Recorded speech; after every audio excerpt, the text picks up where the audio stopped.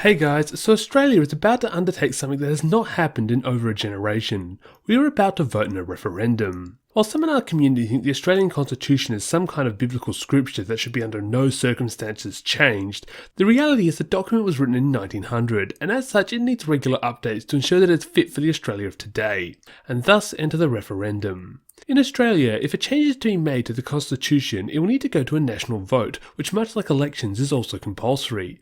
For the change to pass, the referendum will need both a majority of Australia as well as a majority of states to support it.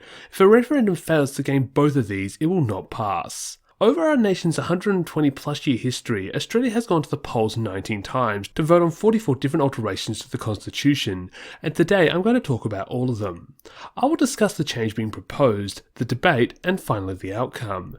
Now before we begin, I want to quickly mention that this video will not be talking about the 4 plebiscites, or any attempted referendums which never made it to a vote. If you're interested in a vote of our nation's plebiscites, please like the comment below, and if I see a large amount of support, I will make a follow-up video on that. Now, without further ado, let's go back to our nation's first ever referendum. Now a reminder before we begin that this video was decided by my lovely patrons Thomas Johnson, James Rapp, Mike Ran, Cameron Strauss, Tom Smarty, ARW, Edward Pierre, Jezza, Willow, Darathinian, Echolocation, Sloan, Cody Jones and Quentin Walker. For as little as $3 Australian a month, you can get your name shouted out at the start of every Storm video, as well as the opportunity to vote on new videos. Link in the description below. The nation's first referendum was held in conjunction with the 1906 federal election. The focus of this referendum was the date at which senators assumed office. Up until this point in time, senators would begin their term on January 1st and would serve for 6 years, ending their term on December 31st. However, at this time it was assumed that most elections would be held in the first half of the year. Thus, to avoid senators waiting over 6 months to take office, it was proposed to change Chapter 1, Section 13 of the Constitution, such that senators would now start on July 1st. This was considered quite a harmless change, which might explain how it passed with flying colours. Over 3/4 of Australians in every state voted for the change, totalling a national vote of 82.65% in favour. One parliamentary term later, and we're back for not just one but 2 referendums. These referendums would coincide with the election of 1910 and would relate to the management of state debts and surplus revenue. The first of these changes was aimed at Chapter 4 Section 105A, which removed wording to free up the federal government's ability to assume individual state debts. This vote would easily pass with 55% national support. However, it would be vehemently opposed by New South Wales, with 2/3 of the state voting against it. This is the only time in Australian history that a referendum passed without every state supporting it. Meanwhile, the second and far more pressing change was a series of additions to Chapter 4, Section 87, 94 and 105, which all pertained to how debt and surplus revenue were to be handled by the government. Now, I might be a political nerd, but this stuff is really difficult to understand. Feel free to try and explain this motion to me in the comment section if you're interested. In fact, it might be the complexities of these changes which explained how this became the first referendum to fail, with only Queensland, Western Australia and Tasmania supporting the change, while almost 51% of Australians as a whole would reject the change. 1910 would see Australia get its first majority Labor government, who was keen to expand the scope of government to regulate corporations for the public good. Thus, they'd bring forward 2 constitutional changes to be voted on April 26, 1911. This would be the first time that a referendum did not occur alongside an election. The first set of changes was aimed at Chapter 1, Section 51 of the Constitution. This included removing the word foreign countries to allow government to regulate local trade and industry, as well as any form of labour and employment. These large changes likely spooked most Australians, who would vehemently vote to reject the change, with 60.58% of Australians voting no, and only Western Australia voting yes. The other change that we brought up at this referendum was an addition to Section 51, which would give Parliament the ability to nationalise any industry identified as acting as a monopoly. This motion, while not as hated as the previous change, it also failed badly, with 60.11% of Australians voting against it, while once again Western Australia would be the only state to support it. Obviously, WA must be going through some kind of socialist streak at the time. Following the failure of their 1911 referendum, Labor sought to break up the changes into 6 separate referendums, the most voted on at any one time in Australian history, and put them to the vote on the 31st of May 1913 in conjunction with the election that year. These changes were mostly the same as last time, with the government once again trying to expand the legislative powers in Chapter 1 Section 51.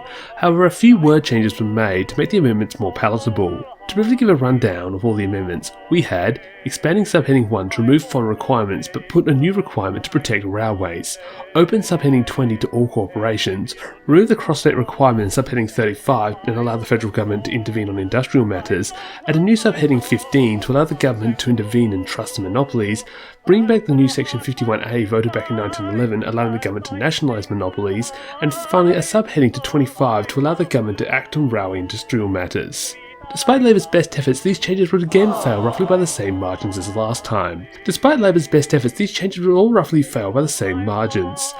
results being much closer than in 1911, the changes would only get support in Queensland, South Australia and Western Australia. Of the 6 changes, the trust and regulating came closest to winning, with only being 0.3% off winning support nationally. Not only would Labour fail to pass any of these changes, they would also lose office in the 1913 election. This would mostly kill any momentum for these changes, and despite Labour briefly considering another referendum following their return to power in 1915, they eventually decided to give up and find other avenues to pursue their agenda. Well, 6 years have passed in which Australia went to war and the Labor government exploded following a vicious conscription debate, which, by the way, was settled in a plebiscite and thus will not be discussed in this video. Despite Australia now being under the leadership of the more right-leaning Nationalist Party, the leader was former Labor Prime Minister Billy Hughes, who was still keen for the changes that Labor had pushed back in 1911 and 1913, and thus would bring up another referendum to occur in conjunction with the 1919 election on the 13th of December. This included once again opening up Chapter 1, Section 51 to allow the government more power to regulate trade, corporations and industrial matters. It also included another watered-down attempt to allow the government to legislate monopolies in Australia. Despite Hughes' best efforts, these changes would too fail to pass. Oddly, this time around Victoria would join Queensland and Western Australia in passing the changes, while South Australia would side with the other states to vote it down. Regardless, both would fail to get national support, with the monopolies referendum do even worse than it did in 1913. It seems that regardless of plebiscite or referendum, Hughes just can't seem to get a win in these things. 7 years later, and oddly not during an election, the government is still trying to amend Chapter 1, Section 51 of the Constitution. This time, the Nationalist Party under Prime Minister Stanley Bruce would once again try to loosen up Section 51 to remove the foreign and interstate requirements for legislating trade and business. And you'll never guess what happened. That's right, it failed, and by even worse margins than last time, with only 2 states, New South Wales and Queensland, supporting the motion, while 56% of Australians as a whole would reject it. Alongside this change, the government also raised a new change to be added to subheading 5, which sought to protect essential services from disruption. This change would be brought about in response to a strike action that had been undertaken by emergency services that the government feared could undermine their ability to respond to emergencies. This change was seen as many as the latest union crackdown by the Bruce government, so it's no surprise that this amendment also failed, with once again only New South Wales and Queensland supporting the change, while 57% of Australians would reject it. By the election of 1928, the Labor and Nationalist governments had finally given up trying to amend Section 51 and instead looked at other areas of the Constitution. This time they would try to amend Chapter 4, Section 105 again. Following the failure of the 1910 referendum on states' debts, a tentative agreement had been made which gave grants to states based on their population. However, inflation had made this amount practically useless. Thus, to bring about a long-term solution, a financial agreement had been reached between all states in 1927, which also saw the establishment of the Loans Council, which would oversee any borrowing made by governments. To ensure this body's constitutionality, it was decided that a referendum would be held in conjunction with the 1928 election on the 17th of November to enshrine the agreement into the Constitution. This new Section 105A greatly expanded the ability of the federal government to manage debt, as well as add a new subheading overruling Section 105. Since the referendum was basically just enshrining current government policy, it would end up passing with almost 70% of the vote, alongside every state supporting the change. This would be the first successful referendum in 18 years. Of the states, Queensland showed the strongest support with 84% in favour, while Western Australia would be the most hesitant with only 53% in favour. 9 years would pass between the passing of the 1928 referendum and this one, marking the longest period with no new referendums.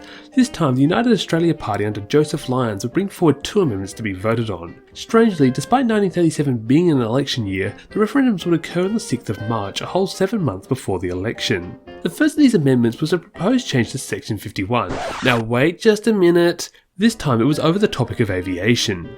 At the time of Federation, the Wright brothers were still 2 years off making their first flight. However, by the 1930s, air travel was becoming commonplace. Thus, the government decided on an addition to subheading 6 to put air travel into the government's ability to manage the defence of Australia.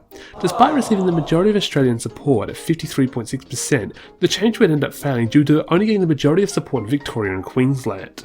A lot of concern came from the possibility of the government nationalising the air industry and using it to outcompete rail services, which ironically would end up happening anyway in the 50s and 60s. Despite the failure, state policy would soon change to regulate air travel, thus rendering another referendum unnecessary. The second change brought forward was an addition to Chapter 4, Section 92, in which the government sought the ability to regulate the exporting of, get this, dried fruit.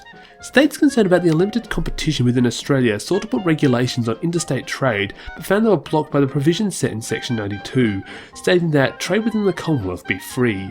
Despite concerns about the export of dry fruits, Australians clearly didn't share the state government's concerns and would overwhelmingly reject the motion, with 63% voting against it, and for the first time in Australian history, every single state rejecting the addition. By the 19th of August 1944, Australia had just gone through the height of World War II and was looking towards the inevitable reconstruction that would take place following the surrender of the Empire of Japan. With his giant majority in both House and Senate, Labour Prime Minister John Curtin was keen to keep wartime emergency powers in order to undertake an orderly reconstruction process.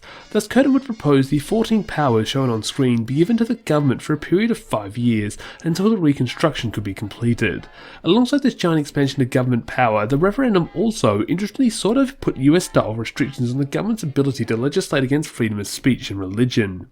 Despite the referendum in some respects enshrining free speech into the Constitution, the Conservative parties viciously rejected the motion, claiming that such powers being wielded in peacetime were ridiculous. This idea ended up winning out, with the referendum failing, with 54% of Australians rejecting the motion, with only South and Western Australia supporting it. It's the 28th of September 1946. The war is over, peace is returned, and the government is trying to amend Section 51 of the Constitution. God damn it. This time, however, the government was trying to add something new. Subheading 23 currently only gave the government the ability to legislate age pensions. With the Labour government's mass expansion of the welfare state, it was desired that a new subheading 23A be added to allow the government to supply welfare benefits to a whole range of people. However, concerns was raised by then opposition leader Robert Menzies that this addition not be used to conscript medical professionals into a national healthcare system. Thus, the line, but not to authorise any form of civil conscription, was added to the alteration for the referendum to gain bipartisan support. This bipartisan support was key in passing the bill, with 54% of Australians supporting the change, with not a single state rejecting the motion.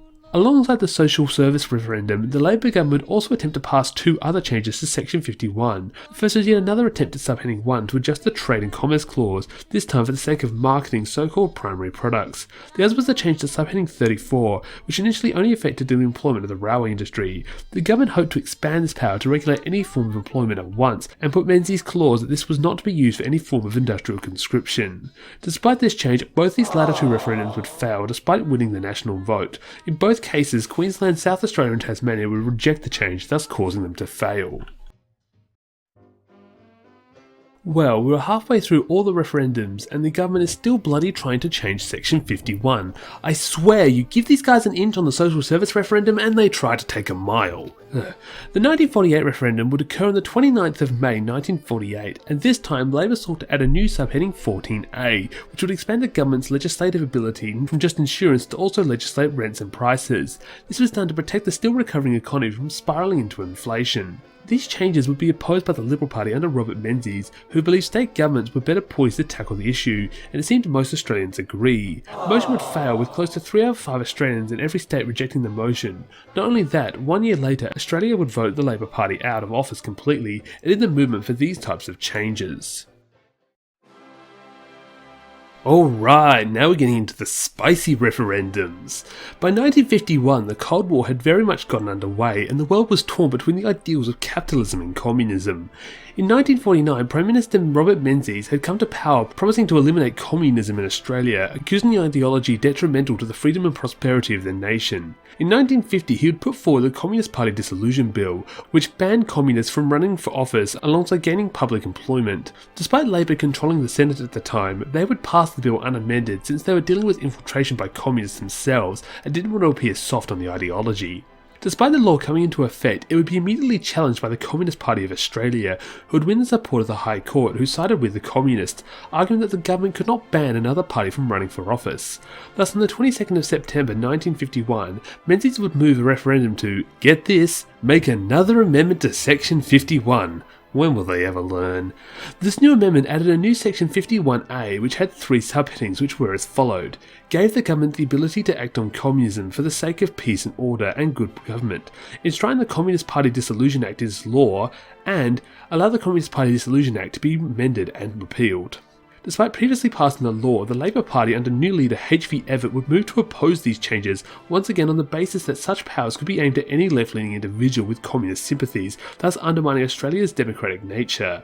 Labour wouldn't be the only opposition force, as several Liberal groups also joined the No campaign, thus undermining Menzies' campaign. Despite the Yes campaign polling over 70% going into the referendum, the motion would end up narrowly failing, with 50.5% of Australians voting against the change, with only Queensland, Western Australia and Tasmania supporting it.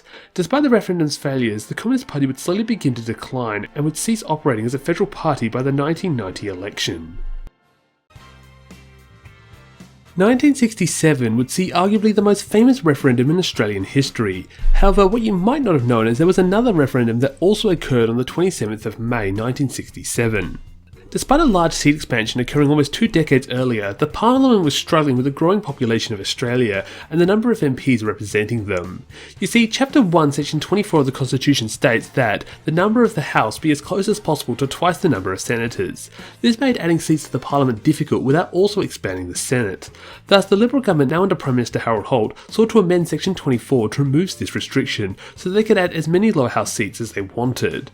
Well, as the Holt government quickly learned, you don't mess with the seat numbers, as every state bar New South Wales would vote against the change, with almost 60% of Australians as a whole rejecting the motion. Rejection was likely based on the possible worry that the House could vastly outnumber the Senate in the case of a joint sitting, which ironically would only occur less than a decade later.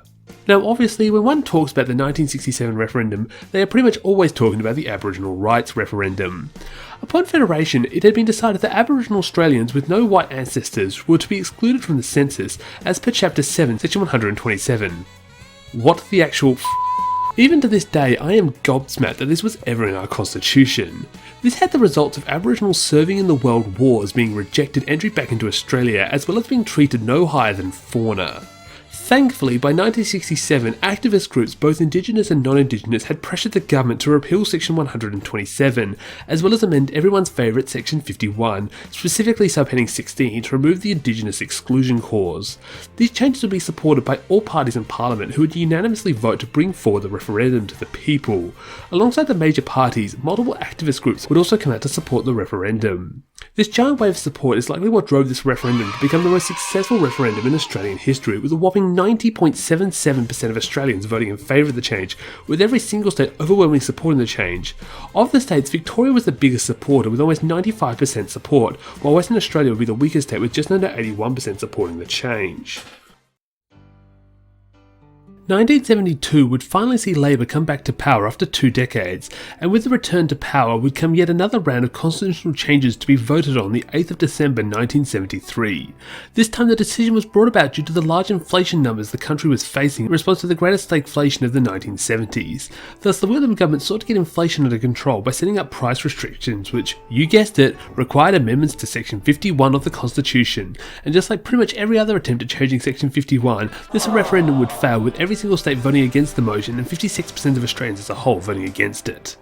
Alongside trying to get prices under control, Whitlam would also sought to get wages under control with another amendment to Section 51 to give the government the ability to directly regulate income. This motion, however, would face a much greater backlash from Australians, not least of which was the Australian Council of Trade Unions led by a certain Bob Hawke. These groups worried that a non-Labour government could use such powers to cap wages and prevent growth. Thus, come voting day, the referendum would prove even worse than the price control vote, with almost 2/3 of Australians voting against it and every state voting against the change. 1 year later, the Whitlam government is bringing forward not 1, not 2, but 4 changes to the Constitution for a vote in conjunction with the election occurring on the 18th of May 1974. Several of these would soon turn into long-running issues, like the monopoly issue of the 1910s and 20s. The first was a move towards simultaneous elections. The 1960s had become quite infamous due to the House and Senate elections falling out of sync with one another. Thus, calls grew for the House and Senate terms to be locked to one another. This would involve a huge number of changes to Chapter 1, Sections 7, 9, 12, 13 and 15. Now, I'm not going to go into detail of all these changes, so if you want to read the changes you can just pause the video and read them out for yourselves. But to summarise, these changes would result in the dissolution of a senator's term in conjunction with the second House election called following their assumption to the Senate. Despite a lot of Australians hating the multiple elections being called over the 60s, they're also concerned about how these changes could undermine the power of the Senate, and thus these changes would narrowly fail, with 51% of Australians voting against the change, with only New South Wales supporting it. The second change proposed by the Whitlam government was a change to, surprisingly, how referendums themselves were conducted. Previously, the 1946 Marketing and Industrial Employment referendum had failed despite getting over 50% of the vote and 3 states in favour. Thus, this new change would require only 3 states to support a change, over the 4 currently needed. As you might have expected, this change was rejected by the smaller states, with only New South Wales supporting the change. In total, only 48% of Australians voted for this change. The third change was aimed at the drawing of electoral boundaries, not just on the federal level but state level too. This was particularly aimed at Queensland, where the National Party under Joh Bjelke-Petersen were winning elections with as little as 42% of the vote. Thus, Whitlam sought to enshrine the principle of one vote, one value to the Constitution. Despite the democratic nature of this referendum, it would surprisingly fail to pass, with only New South Wales voting in favour, alongside 47% of Australians. The result has since left a lot of experts curious to why such a motion failed, with debate going on to this day. Fourth and final vote was on the power of local government. As it stood, the Constitution made no mention of local government, despite said bodies existing since Federation in the form of the hundreds of councils spread across the nation. This meant that the councils could not get federal grants and instead had to rely on state grants to pay for projects. Thus, Whitlam hoped to add a new subheading in everyone's favourite Section 51, as well as a new 96A, which would allow the federal government to fund local governments. This motion, however, was opposed by state governments who saw the referendum as a move to circumvent them and set up Australia to inevitably abolish state governments.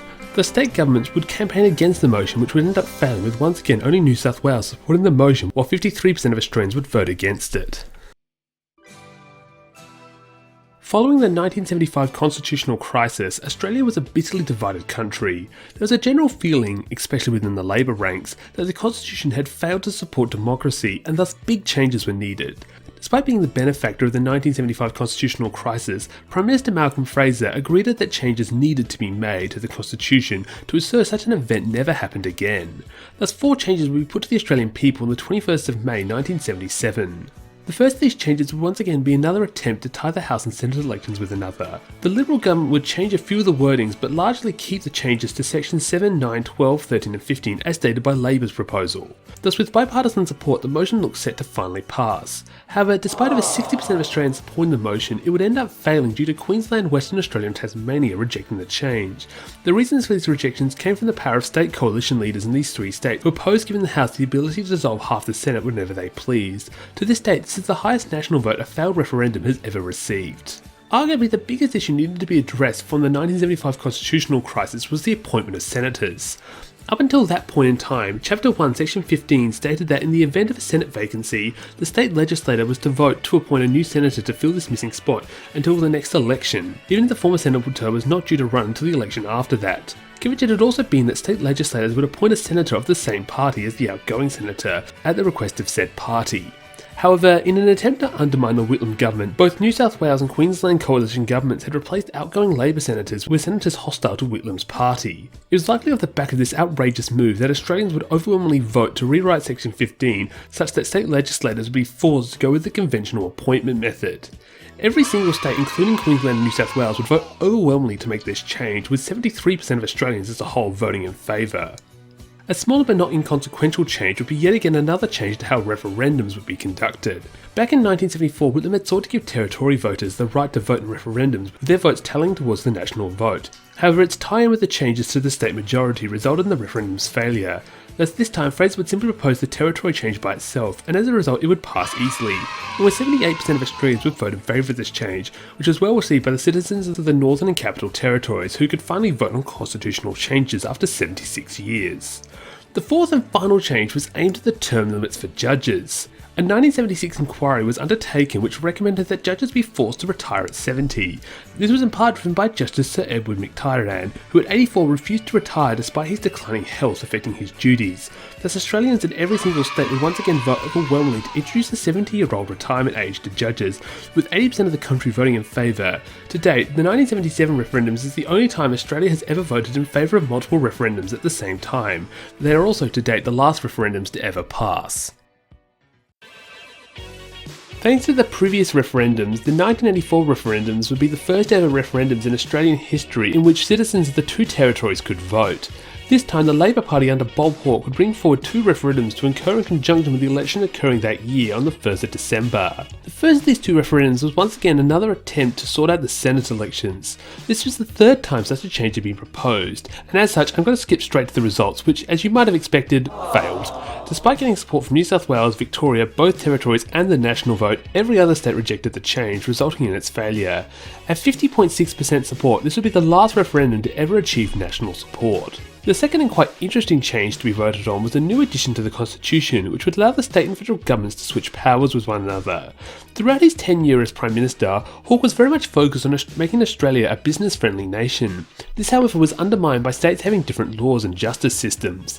Thus, this addition would allow the federal government to switch responsibilities with state governments and vice versa in order to facilitate business needs, thus cutting down on the wasted bureaucracy. Now, I can't find any information as to who opposed this change, but I highly suspect it came from people concerned that such a proposal could be used to make the state governments redundant. This group would win in the end, with only the ACT supporting the change, likely showing how very Canberra-centric the nature of this proposal was. The 1988 referendum was held on the 3rd of September and for the most part was yet another attempt at some of the previously failed referendums that we have seen over the last 2 decades.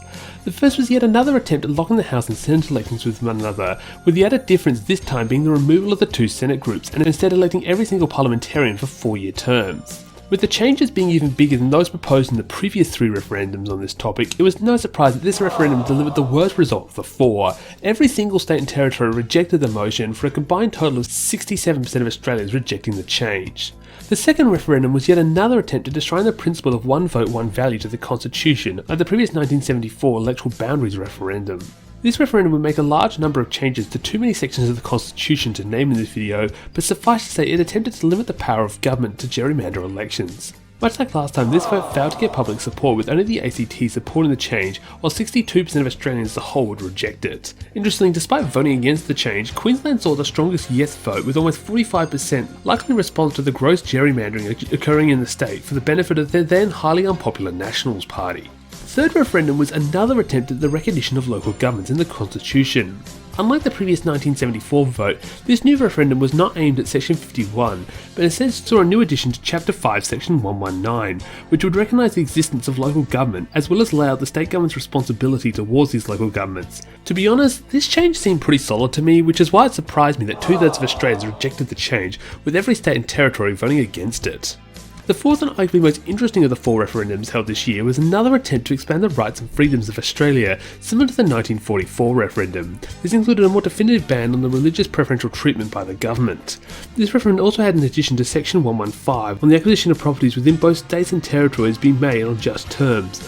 The final change this referendum brought was a bunch of changes to Section 80, which sought to expand the rights of a jury into territories which previously lacked any provisions. Despite these latter 2 changes being somewhat popular, the changes to religious freedom concerned a lot of Australians who worried such strict changes could limit the government's funding of private schools and other religious organisations. Thus this motion too would also fail, with almost 70% of Australians, both in every state and territory nationwide, rejecting the change. In general, the 1988 referendums would all be pretty thoroughly rejected, much to the embarrassment of the Hawke government.